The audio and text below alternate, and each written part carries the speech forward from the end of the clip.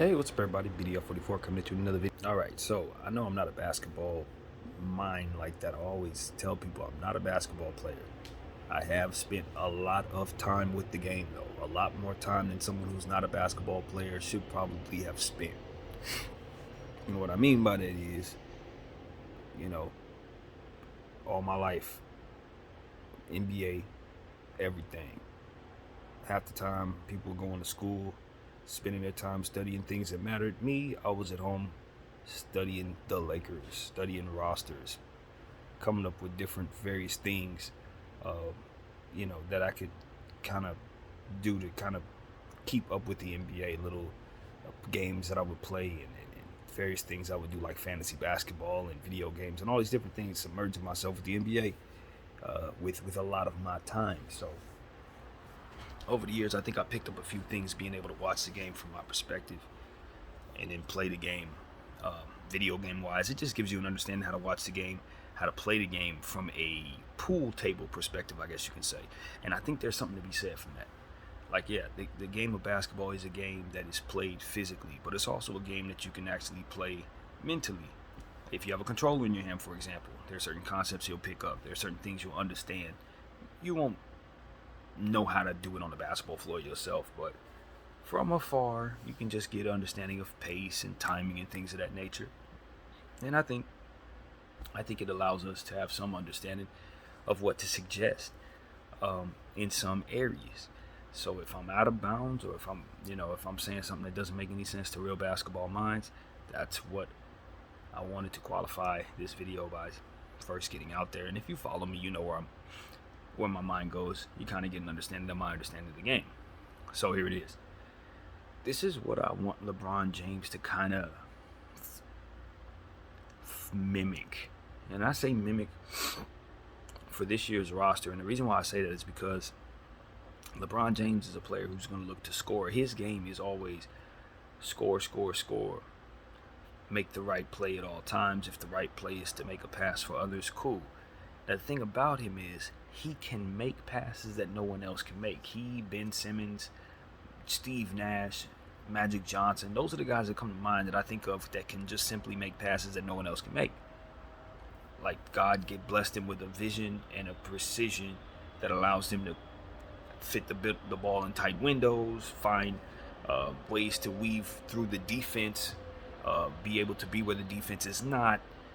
All these different things that just help them understand the science of the game from a passing and rhythm perspective. See a couple plays ahead, all these different things.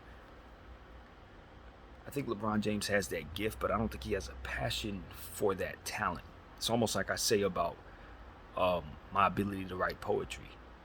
I'm talented at poetry, but I'm not a fan of it. I don't like actually sitting down in silence trying to come up with words. It's frustrating trying to match words and things of that nature, trying to make them make sense and all of that. I don't find as much fun with that as I do in other areas of life that I may not be as good at as I am at poetry. You know what I'm saying? I may enjoy other things, is what I'm saying. Like talking basketball, for example. But what I'm saying is, as well, for LeBron James, it's like, just because you are great at it doesn't mean you're passionate at it. But in this particular case with this year's lineup, I think he needs to tap into that talent as a means of helping this roster get the most out of itself. And I always refer to Kobe Bryant being asked to be a facilitator on a specific roster one random year. It was because we didn't have any facilitators. We didn't have a whole lot of guys who could create for themselves but Kobe Bryant. But we did have guys who could get into their spots. We did have guys who could catch and shoot. We did have guys who could create off of passes. So it was like, if Kobe's willing to get these guys involved and keep them engaged, we can get the most out of the roster. But if he doesn't do that, it's a one-man band. The defense collapses on him and we can't win the game. So it was more than understood that Kobe needed to do it. He did it. He didn't love it. We didn't win a championship, but it was what was required for the team to function properly. I think LeBron James in a similar situation. I think what the Lakers have understood is that his style of play and what he likes to do is essentially going to get guys out of the rhythm with this roster. Now, maybe previous rosters, that wasn't the case. Maybe some years, because he was so efficient, it didn't matter. But I think for where he's at and what his expectations are for his body in terms of being able to be consistent and stay healthy, I don't think we can afford to be as LeBron-centric, I guess you could say, in terms of our style of play. We need to be able to win without him. And we need to be able to function without him. And we need to be able to function with him in the event that we've learned how to function without him. And that's where we're at. I look at players like Josh Giddey, Tyrese Halliburton, Lonzo Ball. Those are the type of players that I want LeBron James to mimic in regards to how he's going to fit on this roster. He's going to have to be like that. He's going to have to be an extension of ball movement, more so than he's ever been in his life. Because it's incumbent upon him to sacrifice his scoring a great deal so that we can get AD to continue to be at this level. It is ever so important for the Lakers organization to keep AD at this level. And I think if LeBron James wants to get the most out of this roster and find himself with any chance at a playoff spot, he too needs to see the fruit and keeping at Anthony Davis at this level. And the only reason why we think we're seeing Anthony Davis at this level is because LeBron James ain't on the floor.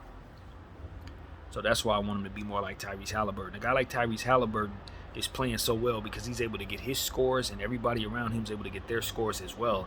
And his assists just stay super high. I look at a guy like Darius Garland, same thing. They're able to get their numbers, but their assists stay super high at all times. Chris Paul, same thing. Their numbers and getting assists. They're always going to have high assist numbers because they're always looking for others, and others are always scoring easy buckets off of them. LeBron James is an amazing passer, probably a more gifted passer than all of them. But he does not look to get the pass off as much as him, and as a result, his assist numbers are never as high as those guys. But he's been touted as the greatest passer and point guard of all time. But I think that's more so because of how easily he can accumulate scoring numbers with the ability to be so great passing the rock, for which he doesn't take advantage of because he doesn't appear to have a passion for, despite being one of the greatest to ever be able to. Do you understand what I'm saying? Like Magic Johnson had a gift for passing and love to do it. You see, there's a difference. I think LeBron James has the same gift Magic does. He just don't love to pass like that. That's all I'm saying. And so it's like, look, I believe LeBron James is a gifted basketball player to the point where he can mimic those guys. He can watch tape from them dudes for a week and come back and do exactly what it is that they do from a passing standpoint. It ain't like they're doing anything they didn't watch him do. He just needs to do more of it. You see what I'm saying? Like a lot of what they do, they watched him do it, they got it from him. But what he needs to do is watch them do what he did more than he normally does. Because he worked into a 19-year rhythm of I'm a scorer. And he seems, as I listen to him speak, to have this mentality about I'm trying to prove to the world that I'm a scorer like the other killers that are supposed to be the pinnacle players. Kobe Bryant, Michael Jordan, Kareem Abdul-Jabbar, they're all scorers.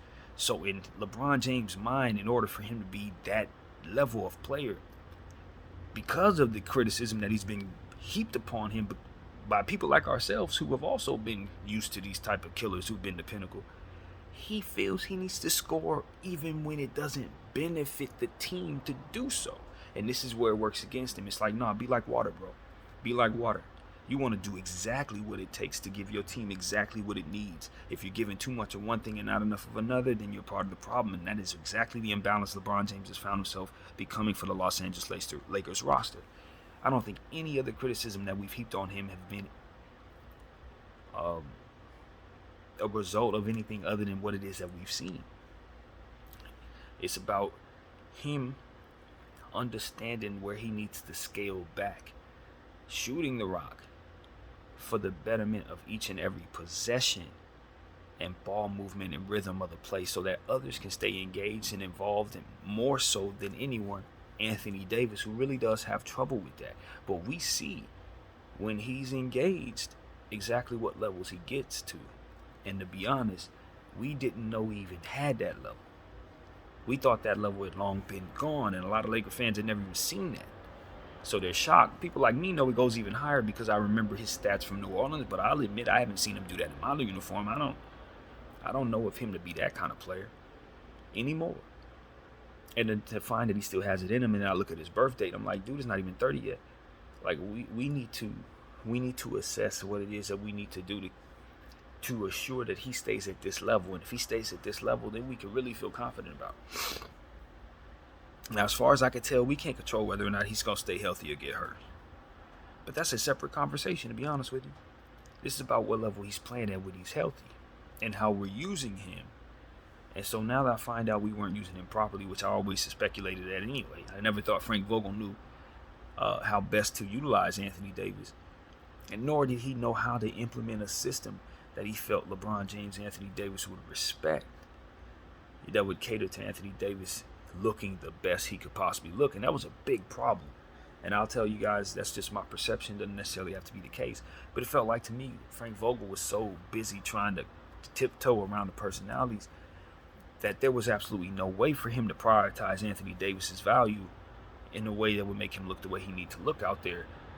As to which LeBron James would automatically have to take some steps back in order for him to look that way, as we're finding out right now. You know, the big conundrum was how in the world do we get Anthony Davis the ball in the second half of the basketball game? Well, the answer is get LeBron James off the floor. And that's basically what we've seen since LeBron James hasn't been on the floor. Anthony Davis's numbers have been sky high, and we've been winning games. We've won 3 out of 4 games. So it's one of them situations where it's like, all right, he's coming back. If he can play like what it is I've described, he's going to be a part of the solution. He's going to get easy buckets, and he's going to help his team. But if he caters to us losing possessions that weren't being lost when he was down there, then it's just going to further reinforce what we've been thinking. And so he doesn't like to hear that. I'd imagine, you know what I mean? A lot of his fans don't want to hear that, I think more so. But I don't. As I tell people, man, I'm a different thinker as it pertains to what I'm looking at. I just look at LeBron James and I say, he designed this team knowing that he has injury issues. So he wanted this team to be able to function without him. So it's not disrespectful for me to say that this team plays better without him, because one of the functionalities of the team is to function without his piece. It's meant to win games with him not there. But the problem is I don't know that it's necessarily meant for him to win games when he is there and not shooting efficiently. I don't think he had that part worked into his equation. I don't think he ever thought of himself as somebody who wouldn't be efficient. And so what happens when you're down there with this unit and you're not shooting well? It's like nobody answered that question when they were putting together this team. So it's like, all right, bro, I see what we're doing here. He's going to either have to change what he's doing until the efficiency returns, heighten the efficiency by choosing better shots, which is always what it is he can control, or just, you know, try his best to just understand that being patient with the rest of us as we continue to call on him to sit down is going to be what comes of that. It's like, yo, if you're not going to make the adjustment for the team to play well and guys go back to being sorry around you again, then it ain't going to be too many fans that are going to be happy to see you down there, brother. It ain't deeper than that. We're not in love with the superstar idea. I think the organization is. The fan base is not. We're more so in love with winning and humble superstars with a humble Laker first type of mentality, because most of the superstars that we've had have always put us first. You know what I mean? And that's really what it's about. So it's like when you respect where you're at and how they move, then you respect why the criticism comes a certain way, as to where you hear these same words coming out of another fan base, it may mean something else. But here we just want to ultimately see you get better, be better, and learn from the mistakes that we've made together as a team, and maybe mistakes that you made in our uniform. And I think the biggest mistake LeBron James has made, besides anything else that has to do with the roster or whatever, is just not scaling back on 3-point shots. That's the biggest mistake, man. You know, beyond anything else. And the second biggest mistake, of course, is just the referees and how he handles in-game complaining, man. That affects the timing and rhythm of plays. I just think if you want to complain, make sure we call a timeout, bro. Do that while they're shooting free throws. Do it when the clock isn't moving. is basically what I want to say to LeBron James. I think that's where we can meet halfway. I ain't telling you to change your tendencies and never say nothing to refs. But let's be mindful that the clock needs to not be moving when we do so. That's what I want to say. I really do think that he can help us there. Just like we have to adjust when they told everybody they can't get off the bench and step over the line. He adjusted to that because I saw him, as I mentioned in the earlier video. He did not get off the bench when the scrum was going on. And so I'd ask him to make that adjustment too, man. Pretend like they take $1 million from you every time you complain to a ref when the clock is moving. You know what I'm saying? If there's defense to get back, then get back. Because I'm telling you, those little plays, they make a difference between a 5-point deficit and a 7-point deficit that ends up in making it so that we can't win. Because it's hard for us to cover those deficits based on the Gophers that often play on our team. Gophers. That is a new nickname we have for players that cannot score. And we know a lot of players' functionality is not to score. But the bottom line is, none of them players play for this team. So all of these people are expected to get buckets. You're supposed to get something. You know what I mean? Ain't no Draymond's on this squad. The only person I look at like that is Patrick Beverley. And he was somebody we picked up because we were told he could shoot the three. So I'm not rolling. He got to score it too. Ain't none of y'all Draymond. Ain't none of y'all Lonzo. None of that. I think Austin Reeves tried to pass off his Lonzo Ball halfway through the season, and we got on his case because we know damn well he can score the basketball, and we don't play that here. If we know you can do something, you got to account for it. And the next thing I want to say for our squad, particularly since this is all Laker anyway, Troy Brown, man, we just gotta find his confidence again. I cannot stress this enough. I don't like that he's found so many, that's not the way to put it. I don't like that he's taken so many steps back, trying to get other people incorporated into what we're doing. I get it. I totally get it. He has been shooting too much. He was not efficient. A lot of this and a lot of that wasn't great. But in them first couple of games when he came in for this team, he was playing confident. He was playing loose. He was helping us on both sides of the floor. I don't see any reason at all why he can't duplicate that type of play every single night. Because after that, he started doing too much. Started trying to play like Paul George or somebody. That was too much. And then after that, it was like, okay, I shot 0 for 3. Now I can't shoot no more. And ever since he went 0 for 3, it's like his confidence has been completely shot. And my thing is, in my mind, if you make it to the level that you're at in the NBA, it's all about your confidence in yourself. You know what I mean? If you can come out and do something against one opponent, you know what I mean? Maybe the defense is different. Maybe schemes are different. So I don't want to word it that way. But your confidence should always be that at this level, I can perform. And so if you're going out being bashful, or if other guys are of a higher status, and because of it, you got to calm down in certain things, you just got to find other areas of attack, man. Just like I always point to Max Christie, because I know what he's doing. He's focusing on rebounding. Anytime he gets any minutes, I'm getting a board. I don't care what's going on. It's board. And that's what I'm saying. It's like we just got to find other ways to contribute on the basketball floor when we step in. This has nothing to do with nothing, but this is one of those things that I'm going to talk about. A guy by the name of Benedict Mathurin. We're going to see him later on this week. He plays for the Pacers. Fantastic basketball player. But a lot of people are talking about how fantastic he's doing. And I look at the box score, and I'm telling you, I would be on his case. I would be on Benedict Mathurin's case because the only thing he's affecting is scoring. Same thing as you say about Kuzma when he was here. I don't like that pundits tend to tell people players are playing well because they've scored a certain amount of points when they haven't done anything else in any other areas of the box. I'm not rolling. No more. I don't like one-trick ponies as it pertains to the scoring column unless you're specifically told to do just that, like, say, Lonnie Walker, because that's all we really want him to do. But nah, I can't roll with that from players like Ben Mathurin, who I know can play defense, who can rebound, who can look for other people, and score in high efficiency and all of that stuff. Nah, and you're on the floor for most of the time? Nope. Nope, not when you're that high level. Not when you're that high level. I get it. Everybody say he's the rookie of the year next to Banchero, who's been out, and Ivy, who's going crazy. I have no doubt because he's scoring a certain amount of points. He's getting you 14 points, 2 rebounds, 0 assists, 0. Like, nah. Ben is shooting very well, and he's an impressive rookie. But he needs to give me more in the other areas of the game because he's capable of doing that before I'm ready to give him the type of respect that other people are giving him as a rookie of the year candidate. Because when I look at other players who are capable of doing other things, they're giving me other things. And so I look at some of our players, I look on the Lakers, and I say, you know what? I revert back to Troy Brown, and I say I don't have as high an idea about Troy Brown as it pertains to the level that he can play at.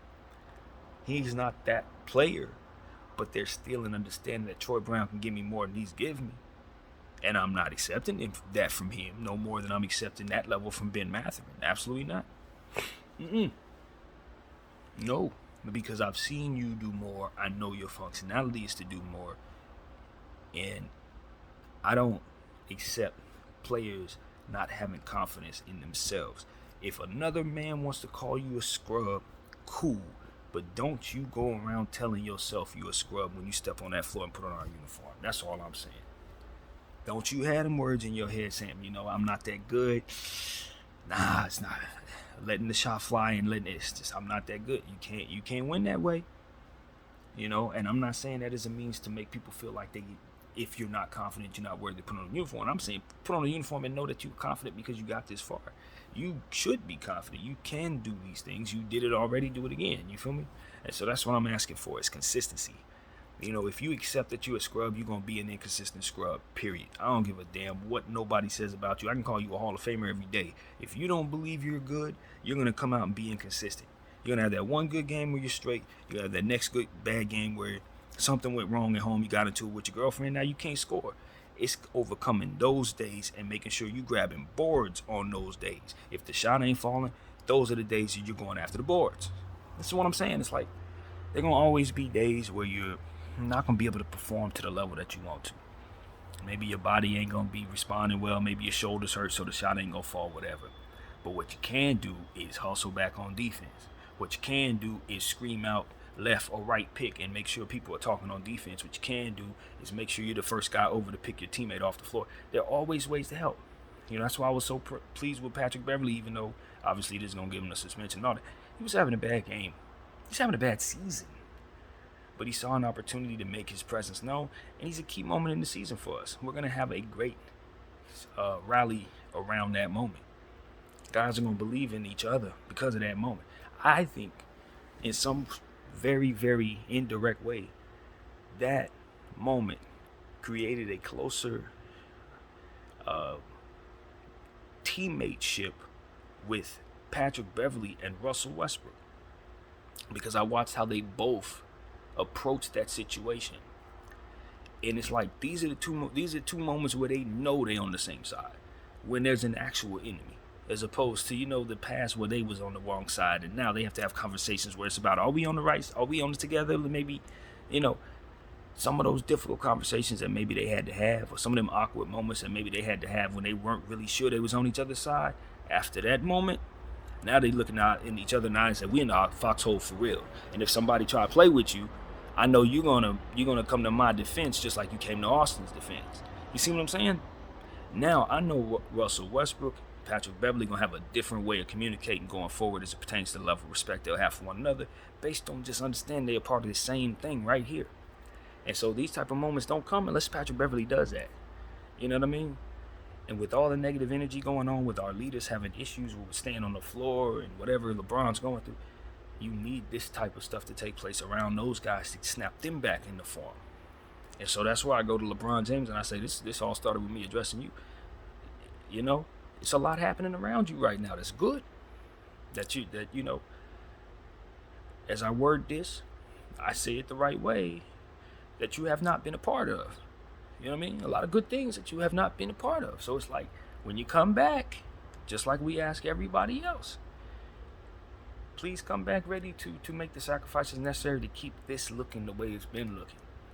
That's what we ask, man. Just like I'm asking Troy Brown to find the balance, just like I asked Russell Westbrook to come off the bench.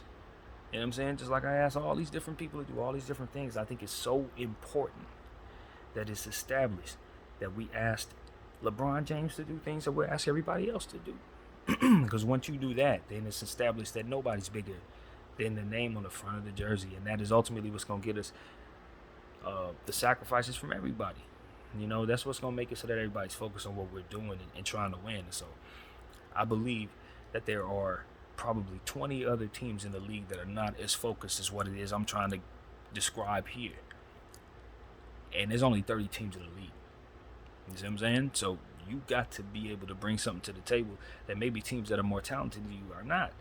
And part of that is just doing things the right way, making the sacrifices that you need to make, and believing in your teammates, picking your teammates up or whatever, man. Listen to the coach, whatever's necessary. But make damn sure that you make those sacrifices. So that's what I'm asking the team to do. That's what I'm asking LeBron to do. And, you know, from there, I think they'll be happy with their results. You know, at the end of the day, Anthony Davis playing at this higher level, it allows us to dream about stuff that didn't seem possible. You know what I mean? Not to say that we think we're going to win a championship or that we believe that this team is going to do crazy things or that he's going to stay healthy. We don't know, but the evidence is showing us that this guy has levels that we just simply hadn't seen. So while LeBron James is more than capable of reaching crazy levels too, and we respect that when we see that, we'll be in awe of that once again. But if LeBron James is doing all of that while Anthony Davis goes back down to 16-10, it's a failure, bro. We gotta keep AD at a high level because he's the younger piece, bro. And I know that's not LeBron James' business. He's not his organization, you know what I mean? But at the end of the day, that's what I represent as a fan. And that's the position I think is what's going to keep this team healthy enough for him to play on this team past this 2-year span if he wants to. You know what I mean? That's what it's about. It's like, look, he's still going to want to play ball. The Lakers are still going to be the Lakers. So believe me, if he's rushing out of here, somebody else is going to be rushing in. And if his greener pastures ain't as green as he thinks they're going to be, you think he's not going to want to return to the Lakers? It's still the Lakers. And that's what I understand. It's like, don't ruin the Lakers, bro. Don't ruin the Lakers. Don't let the legacy be that you weren't ready to make the sacrifices necessary to keep the Lakers being a decent basketball floor on the floor while you were on the team. It's like, nah, don't let that be your legacy, bro. Especially when all it is you cutting back on a couple bad shots. Come on, bro. I mean, I don't think it's that difficult to do something that God put you on this earth to do, which is make other players better. And I think history will shine bright on LeBron James when he finds out the type of impact that his style of play is going to have on the next level of greats that are coming. Because at the end of the day, even though guys are saying Michael Jordan's a greater player, Kobe's a greater player, the fact of the matter is their game doesn't fit the style that's coming forward. It's more so Bron's game with the passing and the shooting and the scoring and the rebounding and the super athleticism that ultimately is going to be more prototypes in the future. They're going to be more Bron's than Kobe's and Mike's because you need ball movement. You need unselfishness. It's a team sport. And there's more talented players than those guys were ever had afforded the opportunity of playing with because the game has expanded and evolved so much since their time. So you can't be a one-man band. You won't make it. So that's what it really comes down to. It's like, what impact have you left on the game? Well, Bron can't really see the impact that he's left on the game in that way yet because it ain't transpired. But if you give it about 30, 40 years, you understand. He's left a much greater impact than a lot of guys who we don't realize he's left a greater impact than. But at the end of the day, if he ruins the Lakers, that's going to be a part of it.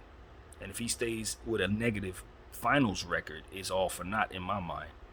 It ain't got to stay that way, though. I don't believe players this great stay in losing situations too long. If he finds himself in a winning environment, that team is going to win because he's on the team. That's what I understand. Once LeBron James falls into role player status, whatever team he's on is probably going to be a very, very, very dominant basketball team. So long as he starts developing ways to start fitting in with other talent. You know what I mean? And with the gifts that he has, it won't be hard at all. And with the talent that he has, he will understand that they'll still end up leaning on him like he's the number one guy anyway, in pockets at a time. So he'll still have his star power just based on his skill set. So these are the things that I say. Like LeBron James, I would definitely be preparing myself for that, because he can't keep looking at himself as the A1 and then expect teams to be able to build around him logically. It don't make no sense. It don't make no sense, and it's not a winning way to do things. But if he falls back, just like he's asking other people to do around him, then he's gonna find himself winning. He's gonna find himself winning again. So I think that's the formula. It starts right here. He just like I asked Russell Westbrook a month and a half ago, I'm gonna ask LeBron James in a different way. You know, the key for Russ was to be willing to come off the bench for a couple months, swallow his pride, do what needs to be done. I'm gonna ask LeBron James, come back and be more of a passer, bro. Scale back to scoring. You're gonna pass Kareem anyway. It don't have to be as soon as you want it to be. But we do have to turn this thing around, or it's not going to be pleasant when you do. If I were him, I would want to scale it back. It might be better for him to wait on passing Kareem until this team has gotten a lot better. Like maybe, I don't know, next season. I'm telling you, bro. If LeBron James comes back and averages 9 assists, we're going to win every game we play. But if he comes back trying to average 29 points and 5 and 5, I promise you, if his efficiency isn't up, we're going to continue to lose. It's that simple. It can't be 5 and 5, bro. You got to up them assists and you got to scale back to scoring. Just like we asked the entire team to do in regards to the 3-point line. So that we can match the percentages with our attempts. We definitely need LeBron James to understand that it starts with him.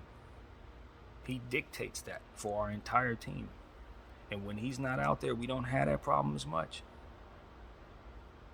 Although I don't think the numbers necessarily back that up. In the last game, we were 4 for 22. But I do believe that ultimately 3-point discipline is something that we've shown a great deal of strength in since having such a terrible start with that. So it's going to be on him to improve there, because that's where it's at for us. I think the last game he was in, I think he was 2 for 5 or something like that. Again, if the efficiency isn't there, it takes away from the team, man. And it's just like this. If he can't play his game without doing that, if we're in a place where he is going to need to take those shots in order to stay healthy, in order to keep fresh, then he needs to make that make sense for us too, man.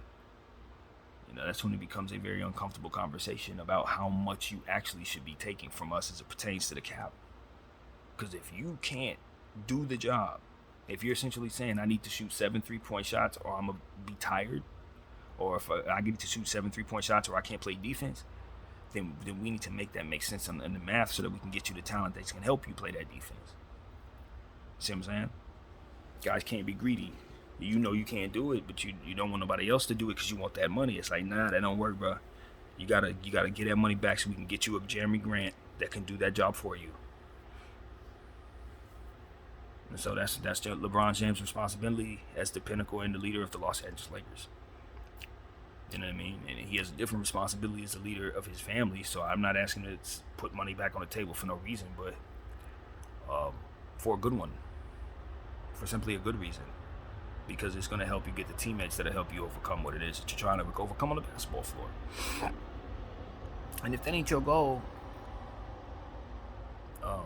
you know what I mean? Then I think you're in a different space than where the fans are. I think the fans have a different goal than you if that's not your goal, man. I think that's what it comes down to. I can't speak for Jeannie and the management and none of that, but I speak for it as a fan. We have a goal to win and win a lot of championships going forward. Not about anything else, really.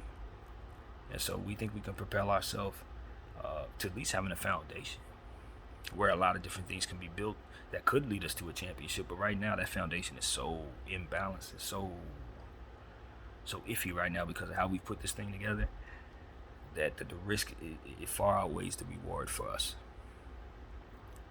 So that's what it really is, man. If LeBron James wants to be a part of this thing, which I think he does, because LA is still LA. The Lakers are still the Lakers. And it's only bad because of how badly we've handled the financial situation. So if we fix the financial situation, then a lot of other stuff can just get better just off of the sheer talent that we'll be able to afford. So that's what it is, man.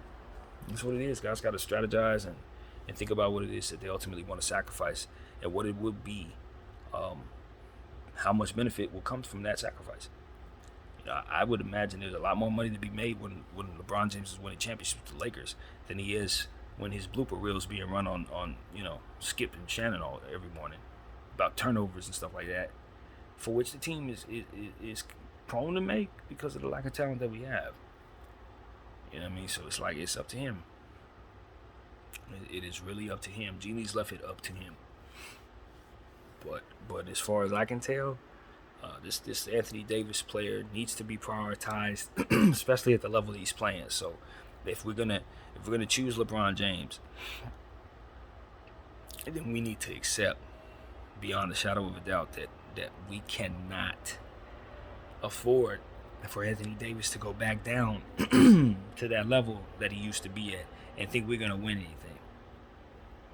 That's what the bottom line is. If we can't keep him at this level, we're failing as a franchise.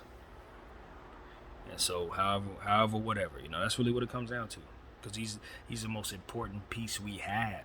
He represents all the picks we don't have, all the players that we traded. He's all of that encompassing in one person. And I think that's how we need to look at it. People are like, where are your picks? It's Anthony. Your picks is Anthony. Wembanyama is Anthony.